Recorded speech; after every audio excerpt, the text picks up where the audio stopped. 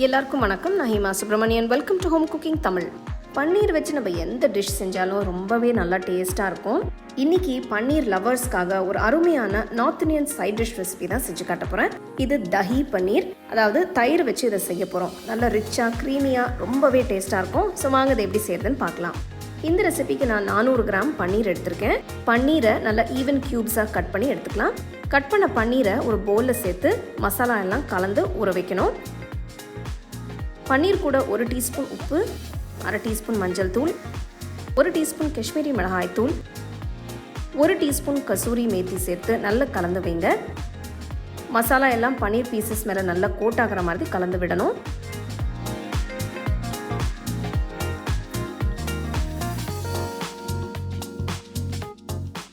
இது ஒரு 10 நிமிஷம் ஊறட்டும். இப்போ இன்னொரு பவுலில் தயிர் கலவையை ரெடி பண்ணிக்கலாம். ஒரு பெரிய பவுலில் 1/2 லிட்டர் தயிர் எடுத்து தயிரில் 1/2 டீஸ்பூன் மஞ்சள் தூள், 2 டீஸ்பூன் காஷ்மீரி மிளகாய் தூள், 1 டீஸ்பூன் சீரகத்தூள், 2 டீஸ்பூன் தனியாத்தூள், 1 டீஸ்பூன் கரம் மசாலா தூள், 1 டீஸ்பூன் உப்பு சேர்த்து நல்லா மிக்ஸ் பண்ணுங்க. ஒரு விஸ்க் வச்சு பண்ணிங்கன்னா நல்லா ஈவனாக மிக்ஸ் ஆகும்.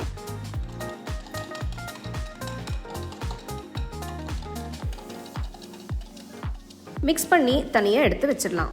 அடுத்து ஒரு அகலமான பேனில் 2 டீஸ்பூன் நெய் ஊற்றி மசாலாவில் ஊற வச்ச பன்னீரை மெதுவாக சேர்த்து ரோஸ்ட் பண்ணுங்க.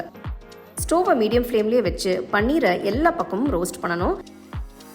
ரொம்பவும் பொன்னிறமாக வறுப்படணும்னு இல்லை, லேசாக ரோஸ்ட் பண்ணால் போதும்.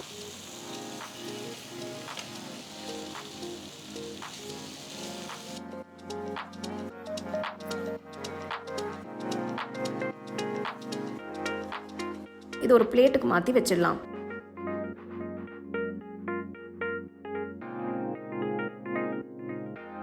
ஒரு அகலமான கடாயில் 3 டேபிள் ஸ்பூன் எண்ணெயை ஊற்றி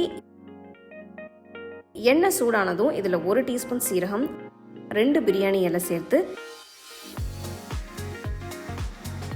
லேசாக கலந்து விட்டு பொடுசாக நறுக்கின 2 வெங்காயம் சேருங்க. வெங்காயம் நல்லா பொடுசாக நறுக்கிறது ரொம்ப முக்கியம். உங்களுக்கு அவ்வளோ பொடுசாக நறுக்க முடியலன்னா நீங்கள் துருவி கூட சேர்த்துக்கலாம். வெங்காயம் நல்ல பொன்னிறமாக வரப்படட்டும்.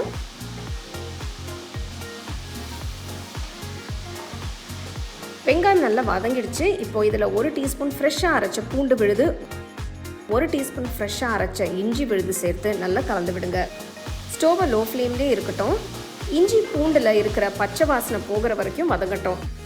இப்போ ஸ்டோவை ஆஃப் பண்ணிவிட்டு ரெடி பண்ணி வச்சுருக்கிற தயிர் கலவையை ஊற்றி உடனே நல்லா மிக்ஸ் பண்ணி விடுங்க. நல்லா மிக்ஸ் ஆகட்டும், இல்லைன்னா தயிர் திரிஞ்சிடும். இப்போ மறுபடியும் ஸ்டோவை ஆன் பண்ணி லோ ஃப்ளேம்லேயே வச்சு நல்லா ஒரு 5 நிமிஷம் கலந்து விட்டுட்டே இருங்க.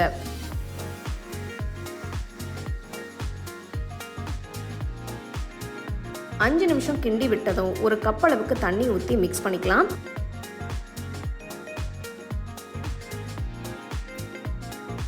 நல்லா மிக்ஸ் பண்ணி கடாயை மூடி ஒரு 5 நிமிஷம் கொதிக்க விடுங்க. 5 நிமிஷம் ஆயிடுச்சு. பாருங்க, பச்சை வாசனை போய் நல்லா கொதிச்சு எண்ணெய் பிரிஞ்சு வந்துட்டு இருக்கு.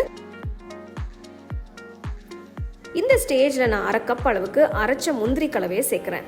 இதை சேர்க்கறதால இந்த கிரேவி இன்னும் ரிச்சாகவும் நல்ல க்ரீமியாகவும் இருக்கும். ஒரு 25 முந்திரி பருப்பை அரைச்சு சேர்த்தீங்கன்னா சரியா இருக்கும்.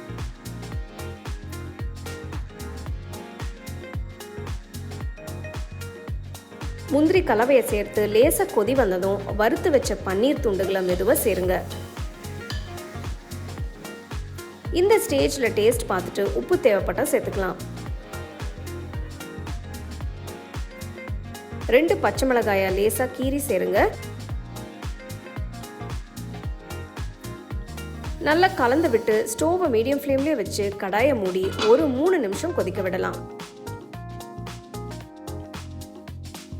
3 நிமிஷம் ஆனதும் கடாயை திறந்து பாருங்க. தஹி பன்னீர் அருமையாக ரெடியாக இருக்கு. இப்போ கசூரி மேத்தி கையில் லேசாக கசக்கி சேருங்க. ஃப்ரெஷ்ஷான கொத்தமல்லியும் நல்லா பொடுசாக நறுக்கி சேர்த்துக்கலாம். ஒரு தடவை நல்லா மிக்ஸ் பண்ணி விடுங்க.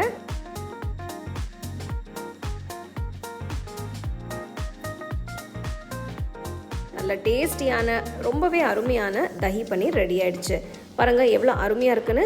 இது ரொம்ப சிம்பிளான டிஷ். இந்த ரெஸ்டாரண்ட் ஸ்டைல் டிஷ்ஷை நீங்கள் வீட்லேயே ஈஸியாக செய்யலாம். இது நீங்கள் ரோட்டி, சப்பாத்தி, ஃபுல்கா, நான் எல்லாத்துக்குமே நீங்கள் வச்சு சாப்பிட்லாம். கண்டிப்பாக ட்ரை பண்ணி எப்படி இருந்ததுன்னு எனக்கு சொல்லுங்கள். அப்படியே உங்கள் ஃபேமிலி ஃப்ரெண்ட்ஸ் கூட ஷேர் பண்ணிக்கோங்க.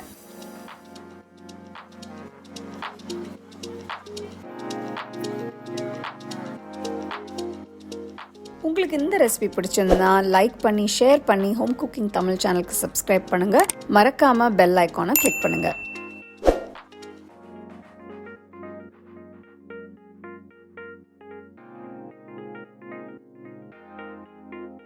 You can now buy the second edition of our home cooking book at shop.homecookingshow.in.